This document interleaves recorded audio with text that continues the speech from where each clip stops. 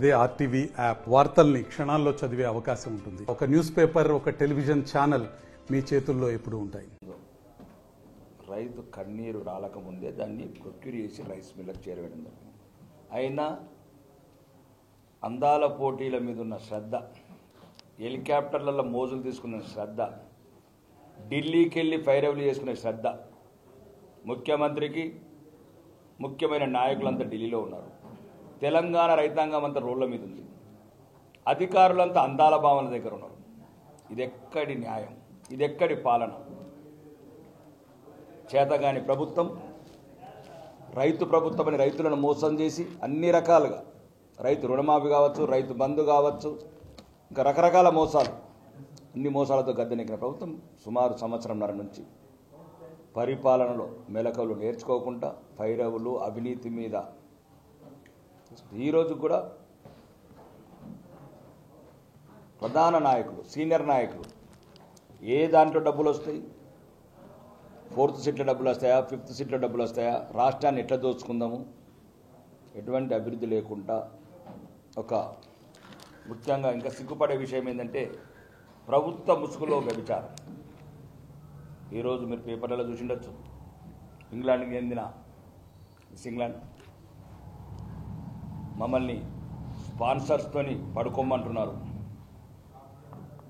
అంటే ఒక రాష్ట్ర ప్రభుత్వం సిగ్గు శరము అన్ని వదిలిపెట్టి అధికారికంగా అందాల పోటీలకు బదులు వ్యభిచార పోటీలు నిర్వహించే స్థితికి దిగజారిపోయింది రాష్ట్ర నాయకత్వం, కాంగ్రెస్ ప్రభుత్వం. ఒకవైపు రాష్ట్రాలు, ముఖ్యంగా మా ప్రధాన డిమాండు తెలంగాణ వ్యాప్తంగా ఏదైతే రైతాంగం ఈరోజు నష్టపోయిందో వెంటనే ఎటువంటి ఆలస్యంకు తావు లేకుండా ఏ చర్యలు తీసుకుంటారు, ఎక్కడి నుంచి మీరు లేబర్స్ తెప్పించుకుంటారు, ఎక్కడి నుంచి లారీస్ అరేంజ్ చేసుకుంటారు, ఎట్లయితే మీరు పొలిటికల్ మీటింగ్కు 10,000 లారీలు, రేవంత్ రెడ్డి మీటింగ్లకు, రాహుల్ ఖాన్ మీటింగ్లకు ఎట్లయితే మీరు వేలాది లారీలు తెప్పించుకుంటారో మరి రైతులకు ఎందుకు వస్తలేదా ఆలోచన మీకు? రైతులు రోడ్ల మీద ఉన్నప్పుడు. కాబట్టి రైతులకు ఏదైతే నష్టం జరిగిందో ఈరోజు వర్షంలో తడిచిన వడ్లు కావచ్చు, మొలకెత్తిన వడ్లు కావచ్చు, ప్రతిదీ కూడా ఎటువంటి తరుగు లేకుండా వెంటనే అది తీసుకొని సంబంధిత రైస్ మిల్లకు కావచ్చు, వేరే తరలించాలి. ఒకటి ముఖ్యంగా రైస్ మిల్ల కూడా సుమారు చాలామంది వేలాది మంది రైతులు, నిర్మల్ కావచ్చు, భూపాలపల్లి కావచ్చు, కరీంనగర్ కావచ్చు, ఎక్కడికి వెళ్ళిన పర్యటనలలో రైతులు చెప్తున్నారు సుమారు 13 కిలోల తరుగు తీసుకుంటున్నారు. సన్నాలని మోసం చేసింది మీరు, సన్నాసులు. సన్నాలని చెప్పినప్పుడు సన్నాసులకు తెలివి ఉండాలి. మా దగ్గర కూడా ఉన్నారు యోగి గారు, సన్యాసి గారు. 74,000 కోట్ల మిగులు బడ్జెట్తో రాష్ట్రాలని పరిపాలిస్తున్నాడు. శాంతి భద్రతలు కావచ్చు, అభివృద్ధిలో కావచ్చు, రైతుల గురించి కావచ్చు. ఇక్కడ ఈ సన్నాసులు ఏమో సన్నట్లు కానీ చెప్పి కూడా సన్నట్లు తీసుకోలేని పరిస్థితులు ఉన్నారు.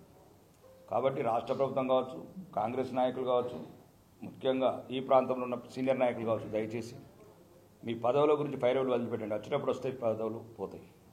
ముఖ్యంగా ఈ జిల్లాని, మరి ముఖ్యంగా తెలంగాణ రైతాంగాన్ని వెంటనే ఆదుకోవాలి. ప్రధాన డిమాండ్ ఏంటంటే తరుగు లేకుండా, ఎటువంటి తరుగు లేకుండా రైతులకు మీరు ఏదైతే ఇప్పుడు మేము లెక్కలు ఇస్తాం మీకు, రైస్ మిల్లలో సుమారు 13 కిలోల తరుగు తీసుకుంటున్నారు. ఆ లెక్కలతో పాటు రైతుకు మీరు అది తరుగు తీసిన దానికి 1 కిలో నష్టం లేకుండా, ఎటువంటి డబ్బు నష్టం లేకుండా వెంటనే రైతుల ఖాతాలలో వేయాలి. ఏదైతే రైతులు అది మీరు ప్రొక్యూర్ చేసుకున్నారో ఇమ్మీడియట్లీ సన్నాలు ఇంతవరకు ఇంకా డబ్బులు పడట్లేదు, ఆ డబ్బులు కూడా వేయాలి. మరి ముఖ్యంగా ఇంకా ఆర్మూర్ వరకు వస్తే కొందరు ఏదైతే మొన్న కబ్జాలు, అధికార పార్టీ ముసుగులో కబ్జాలు చేస్తున్నారో, మళ్ళా పదం వాడుతున్నా నేను, మళ్ళీ నాకు ముందు రాకేష్ రెడ్డిని చేయకండి. ప్రజల సొమ్ము తిన్న ఏ నా కొడుకును వదిలిపెట్టాను అనుకుంటున్నారు కొడుకులారా మీరు ఈ అధికార పార్టీ ముసుగులా. ఎన్నొద్దులు ఉంటారా? ఇంతకుముందు కదే లెక్క చెప్పిన మేడ చెప్పాలి. ఎన్నొద్దులు ఉంటారా నీ ఎంబట పోలీసులని? ఎన్నొద్దులు ఉంటారా మీరు వాళ్ళ ఈ పార్టీలో? ప్రజల సొమ్ములు ప్రజలకు చెందాలి. మొన్న 1,500 గజాలు, అది మీడియా మిత్రుల సహకారంతో సుమారు 5 కోట్ల ల్యాండ్ ఇంకా చాలా దృష్టికి వస్తున్నాయి. ఎక్కడెక్కడ కబ్జాలు చేస్తున్నారు ఆర్మూర్లో, ప్రతి ఒక్కరు రాసుకోండి కొడుకులారా. మిమ్మల్ని మాత్రం వదల. మీరు అనుకుంటున్నారు రాజకీయ ముసుగులల్లో ఈరోజు हैदराबाद में आप लोगों का सत्ते में है। एक घंटे के काम है सब लोग उड़ा देने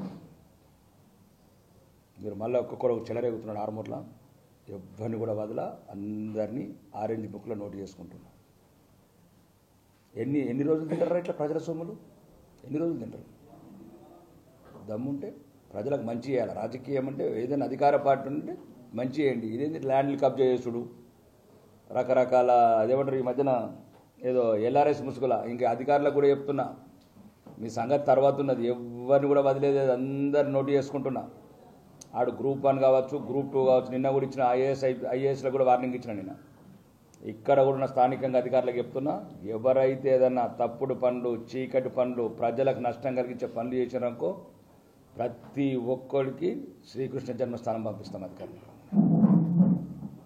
ఈ ఆర్మూర్ను మాత్రం చాలామంది ఈ రకంగా ఈ మధ్యన ఫైర్వెల్ చేసుకుంటా పేకాట క్లబ్లు నడుపుకుంటా ఓటర్ల రకరకాల సంఘ విద్రోహ పనులు చేసుకుంటా మళ్ళీ మొదలుపెట్టిన ఆర్మూర్ని ఇది గౌరవ ముఖ్యమంత్రి గారి దృష్టికి కూడా తీసుకెళ్లాను మరియు వీలైతే గవర్నర్ గారి దృష్టికి తీసుకెళ్తాను I want a peace Armoor clean Armoor neat Armoor green Armoor safe Armoor ముఖ్యమంత్రి గారిని ఇదే మున్సిపల్ అక్రమాలు లెటర్ కూడా ఇవ్వడం జరిగింది నేను నిన్న కూడా ఇన్వెస్టిగేషన్కి వచ్చాను వరంగల్ నుంచి ఎక్కడెక్కడైతే అంటే మీకు మళ్ళీ మొదలుపెట్టారో భూములు ప్లాట్లు అండ్ ఏమంటారు మన కెనాల్ ఇరిగేషన్ ల్యాండ్స్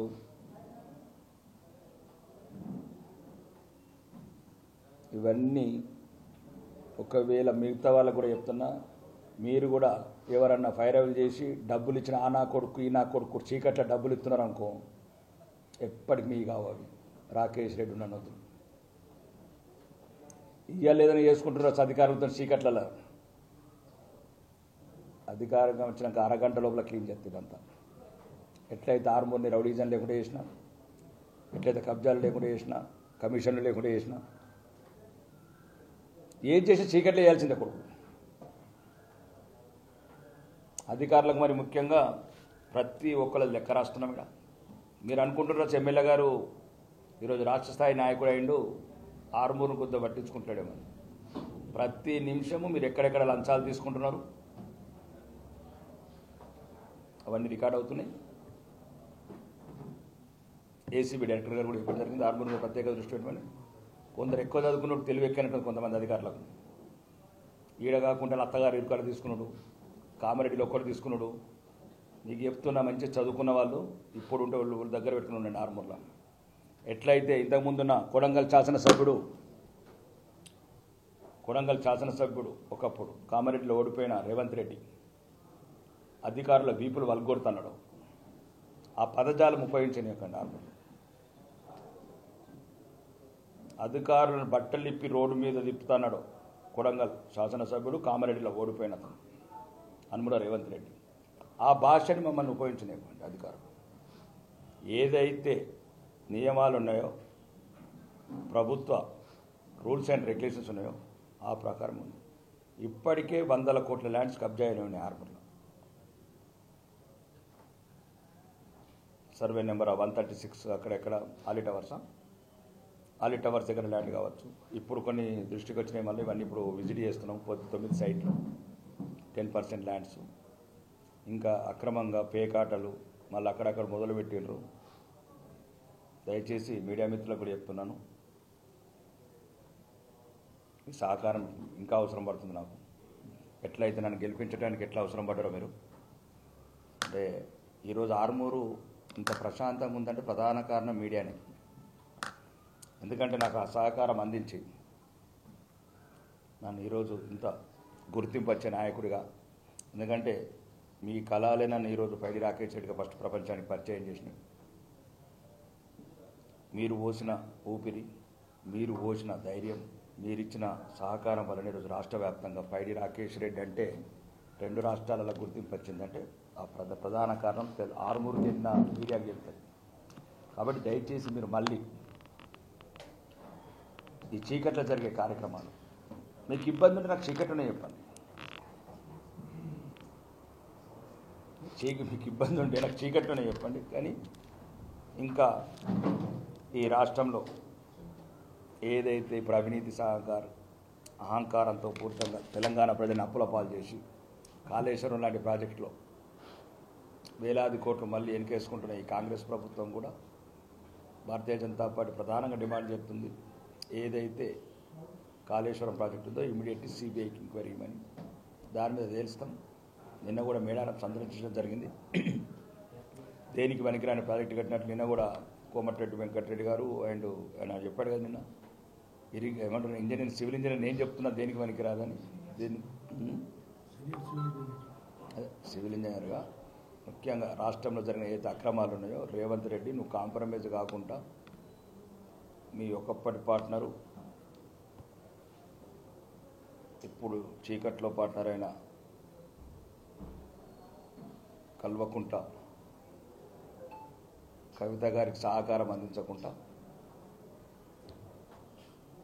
తెలంగాణ ప్రజల సొమ్ము దోచుకున్న కుటుంబానికి నువ్వు చీకట్లో వత్తాసు పలకకుండా ఏదైతే ఈరోజు కవిత గారి ఎన్నుకోండి రాజకీయం చేస్తున్నావు రేవంత్ రెడ్డి, తెలంగాణ ప్రజలు గమనిస్తున్నారు.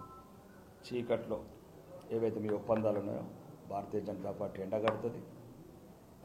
మరి ముఖ్యంగా కేసీఆర్ గారికి నీ పార్టీలో రాజయ్య లాంటి వాళ్ళకి ఒక న్యాయం, 6 నెలలు జైలు ఉన్న వాళ్ళకి ఒక న్యాయం, ఏమి దళిత బిడ్డలకేమో 5 నిమిషాల పార్టీలకి నిలబడుతూ 6 నెలలు జైల్లో వచ్చిన కూతురికేమో ఇంకా పార్టీలో పెట్టుకొని ఈరోజు తెలంగాణ ప్రజలు మళ్ళీ మోసపుస్తున్నారు. మరి ముఖ్యంగా రాష్ట్ర రాజకీయాలు కూడా కవిత గారు అలా డాడీకి లెటర్ రాయడం, అది ఆకాశం మీద విశ్లేషించినట్టుంది. బీజేపీ గురించి మాట్లాడటం, నువ్వేం చేసి జైల్లోకి పోయినావు, కవిత నిన్ను బాధ పెట్టినని అంటున్నావు. దేని గురించి బాధ పెట్టినావు? సారా వ్యాపారం చెయ్యమన్నది ఎవరు? 400 కోట్లు ఇల్లు కట్టుకున్నది ఎవరు? 1,00,000 కోట్లు బ్యాంకులో పెట్టుకోమన్నది ఎవరు? మామూలు స్థాయి నుంచి అమెరికాలో ఒక మామూలు ఉద్యోగం చేసేదానికి ఈరోజు ఇన్ని లక్షల కోట్ల ఆస్తి ఎక్కడికి వెళ్ళొచ్చింది? మళ్ళీ నీ స్థాయికి తగ్గట్టు మాటలు మాట్లాడాలి కానీ స్థాయి మర్చిపోయి ఏదో 4 మంది జై కొట్టేగాళ్ళు ఉన్నారు, 4 బ్యానర్ కట్టి ఉన్నారంటే ఇప్పటికీ నిజామాబాద్ ప్రజలు గుణపాఠం చెప్పారు. ఇంకొకసారి బీజేపీ మీద అవాకులు చెవాకులు వేస్తే మాత్రం చెప్పుకునేది లేదు. ఒకవేళ మీ అన్న అదేమన్నా స్విట్జర్లాండ్ బ్యాంక్ లాకర్లలో తాళం చేయలేమని ఉండే మీకు ఇవ్వకపోతే మీ బాధ అంతా స్విట్జర్లాండ్ లాకర్ నుంచి కావచ్చు. సంతోష్ అన్నకు ఒకటి ఇచ్చిండు, కేటీఆర్ అన్నకు ఒకటి ఇచ్చిండు, హరీష్ బాబుకి ఒకటి ఇచ్చిండు, నీ లాకర్ తాళం చేయిస్తారని బాధ ఉంటే అది మీ కుటుంబ సభ్యులు నిర్ణయించుకోండి. నన్ను జైలుకి వెళ్ళని జైలుకి ఏముంటుంది? వేలాది కోట్ల అవినీతి చేసి 50 ఫోన్లు పలుకొట్టి 5,000 పేజీల ఆధారాలు సుప్రీంకోర్టులో ఉన్నాయి.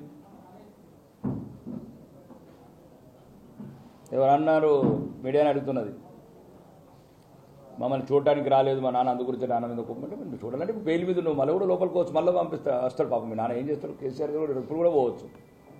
ఈ టైంలో మీ కుటుంబ రాజకీయాలు, మీ అవినీతి సొమ్ము పంపకాలని తెలంగాణ ప్రజలని మీరు సైడ్తో పట్టించకండి. ఈరోజు తెలంగాణ ప్రజలు బాగా ఇబ్బందికరమైన పరిస్థితులు ఉన్నారు. ఒకవైపు నిరుద్యోగం, ఒకవైపు ఏదైతే ఈ ప్రభుత్వం 6 గ్యారెంటీలని 420 గ్యారెంటీలని ఎట్లయితే తెలంగాణ ప్రజలు మోసం చేసి రోజు ఢిల్లీ సుల్తాన్ల చుట్టూ తిరుగుతున్నాడు 42వ ముఖ్యమంత్రి.